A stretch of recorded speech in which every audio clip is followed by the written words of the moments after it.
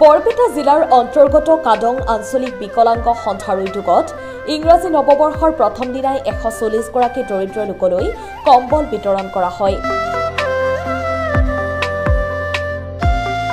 বিকলাংগ সন্থাৰ উপ-সভাপতি মুকছেদ আলীৰ সভাপতিত্বত অনুষ্ঠিত কম্বল বিতৰণ অনুষ্ঠানত উদ্দেশ্য ব্যাখ্যা কৰে সম্পাদক আমিনুল হকে।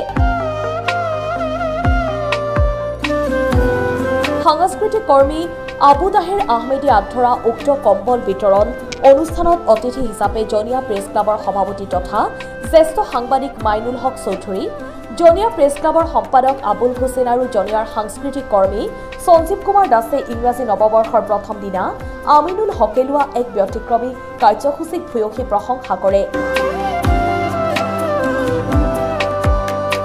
বিকলাংগ সন্থাৰ সম্পাদক আমিনুল হকৰ তত্বাৱধানত কম্বল বিতৰণেৰে দৰিদ্ৰ লোকক শুভেচ্ছা জনাই মহানুভৱতাৰ নিদৰ্শন দাঙি ধৰাত সচেতন ৰাইজে কাদং আঞ্চলিক বিকলাংগ সন্থাৰ অন্যতম আমিনুল হকক ধন্যবাদ জনাইছে।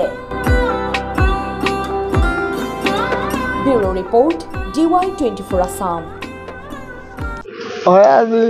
কাদং আঞ্চলিক বিকলাংগ সন্থাৰ তৰফৰ পৰা 2025 বৰ্ষৰ নৱবৰ্ষৰ শুভেচ্ছা জনোৱা হ'ল। বিশেষভাৱে সক্ষম লোকৰ মাজত আৰু গৰীব বা দৰিদ্ৰ সীমাৰেখাৰ মানুহৰ শুভেচ্ছা জনোৱা হ'ল। কম্বলেদি বিশেষভাৱে তাৰমানে শুভেচ্ছা জনোৱা হ'ল। 130 জন মানুহক কম্বল বিতৰণি কৰা হ'ল। মই অনুভৱ কৰিছোঁ যে বিভিন্ন জনে বিভিন্ন বেলেগেৰে শুভেচ্ছা জ্ঞাপন কৰে। মই অলপ বেলেগ ধৰণেৰে শুভেচ্ছা জ্ঞাপন কৰিলোঁ কম্বলেদি, যাতে দুখীয়া মানুহে ঠাণ্ডাৰ মাজত অলপ সকাহ পায়। সেইকাৰণে সেই উদ্দেশ্যে মই এইখিনি কাৰ্যসূচী হাতত লৈছোঁ। মোৰ নাম আমিনুল হক, কাদং বিকলাংগ সন্থাৰ সাধাৰণ সম্পাদক। সঁচাকৈ আজিৰ নৱবৰ্ষৰ প্ৰথম দিনটোত কাদং বিকলাংগ সন্থাৰ উদ্যোগত যিটো অনুষ্ঠান হৈ গ'ল, তাত আমিনুলে কৈছে যে মই কম্বল বিতৰণ কৰিলোঁ। অলপ ব্যতিক্ৰম অনুষ্ঠান, যে ঠাণ্ডাৰ মাজত মানুহখিনিয়ে যাতে সকাহ অলপ ভালদৰে জিৰণি ল'ব পাৰে, ঘৰত ৰাতি ভালদৰে কটাব পাৰে। বিভিন্ন অনুষ্ঠানে বিভিন্ন ধৰণৰ সামগ্ৰী বিতৰণ কৰে, খাদ্য বা বেলেগ বেলেগ সামগ্ৰী বিতৰণ কৰে। কিন্তু আমিনুলে ক'লে যে মই অলপ ব্যতিক্ৰম অনুষ্ঠান এটা কৰিলোঁ, যে যিটো অনুষ্ঠানৰ দ্বাৰাই মানে গোটেই দৰিদ্ৰ সীমাৰেখাৰ তলৰ বা দুখীয়া বা বিকলাংগ যিখিনি মানুহ, শাৰীৰিকভাৱে সক্ষম মানুহ, সেইখিনিয়ে ভালদৰে নিজৰ জীৱন যাপন দিনটো কষ্ট কৰি ৰাতিটো ভালদৰে জিৰণি ল'ব পাৰে। সেই উদ্দেশ্য আগত ৰাখি আমিনুলে আজি এই পদক্ষেপটো লৈছে আৰু 130 জন মানুহৰ মাজত এই কম্বলবোৰ সুকলমে বিতৰণ কৰিছে।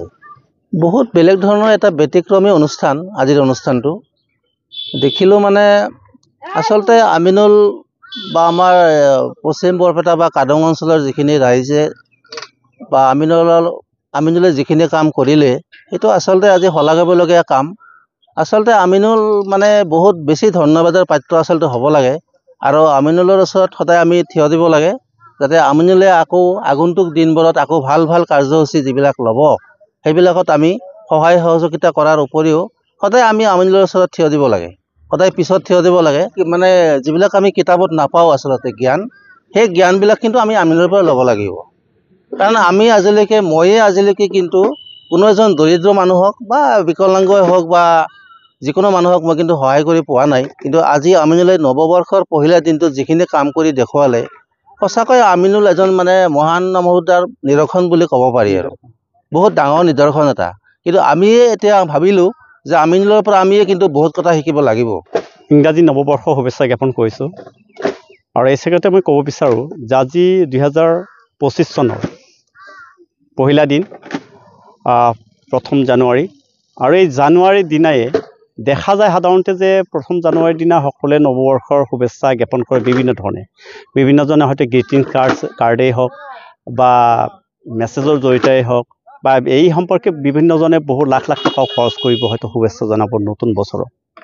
কিন্তু আজি এটি ব্যতিক্ৰম অনুষ্ঠানো উপভোগ কৰিবলৈ পালোঁ, সেইটো হৈছে যে কাদং আঞ্চলিক বিকলাংগ সন্থাৰ জৰিয়তে বিশেষকৈ ইয়াৰ উদ্যোক্তা হৈছে আমিনুল হক, যিগৰাকী সম্পাদক। আৰু এই আমিনুল হকৰ নেতৃত্বত আজি কিছু বিকলাংগ তথা বিশেষভাৱে সক্ষম লোকসকল আৰু দৰিদ্ৰ সীমাৰেখাৰ তলৰ কিছু লোকক তেওঁ কম্বল বিতৰণ কৰিলে। আমি ক'ব লাগিব যে মানুহে যদিও এই আজিৰ দিনটোত বিভিন্নজনে বিভিন্ন ধৰণে শুভেচ্ছা জ্ঞাপন কৰিছে, নতুন বছৰৰ শুভেচ্ছা জনাইছে, কিন্তু আমিনুল হকে বিকলাংগ সন্থাৰ জৰিয়তে তেওঁ কি কৰিলে যে কম্বলৰ জৰিয়তে নৱবৰ্ষৰ শুভেচ্ছা জ্ঞাপন কৰিলে। সঁচাকৈ ব্যতিক্ৰম অনুষ্ঠান। আৰু এই অনুষ্ঠানটোত আজি বহুত কথাই শিকিলোঁ, ইয়াত উপস্থিত থাকি বহুত ভাল লাগিল। আৰু ইয়াৰ লগতে ক'ব লাগিব যে এটি গুৰুত্বপূৰ্ণ কথা যে সাধাৰণতে শাৰীৰিকভাৱে বিশেষভাৱে সক্ষম লোকসকল অন্যৰ ওচৰত হাত পাতিবলৈ যায়, অন্যৰ পৰা সাহায্য বিচাৰে, অন্যৰ পৰা সহায় বিচাৰে। কিন্তু আজিৰ এই দিনটোত দেখা গৈছে যে কাদং বিকলাংগ সন্থাৰ জৰিয়তে তেওঁলোকে সাহায্য বিচৰা নাই, তেওঁলোকে আনৰ পৰা অনুদান বিচৰা নাই, আৰ্থিকভাৱে তেওঁলোকে আনৰ ওচৰত হাত পতা নাই, কিন্তু তেওঁলোকে আনক আজি কম্বলৰ জৰিয়তে আনক সহায় কৰিবলৈ চেষ্টা কৰিছে বা কিছু কম্বল 100ৰো অধিক কম্বল তেওঁলোকে বিতৰণ কৰিছে। গতিকে সঁচাকৈ আমিনুল হক ধন্যবাদৰ পাত্ৰ, আমি তেওঁৰ শলাগ ল'ব লাগিব। আৰু এই চেগতে আজিৰ দিনটোতে তেখেতৰ দীৰ্ঘায়ু কামনা কৰিছোঁ, যে এনেকুৱা আমিনুল হক আৰু বহু জন্ম লওক, আৰু আমিনুল হকৰ দীৰ্ঘায়ু কামনা কৰিছোঁ আৰু বহুদিনলৈ জীয়াই থাকক, যাতে তেখেতৰ জৰিয়তে সমাজৰ উন্নয়ন হয়।